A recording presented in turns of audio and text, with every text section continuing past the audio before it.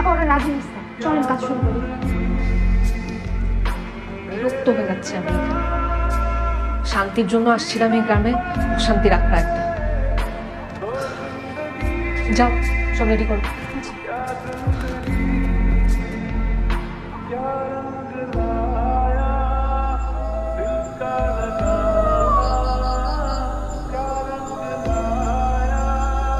আফা, আপনি কি কখনো আমার শাশুড়ির কথায় রাগ করে আছেন?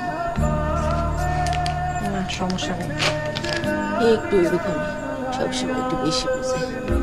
কয়েছে 8টা বাচ্চা পয়দা দিছে নর্মাল ডেলিভারিতে, এর মধ্যে 5টা এসে মইরা গেছে, এইটা আর কয় না।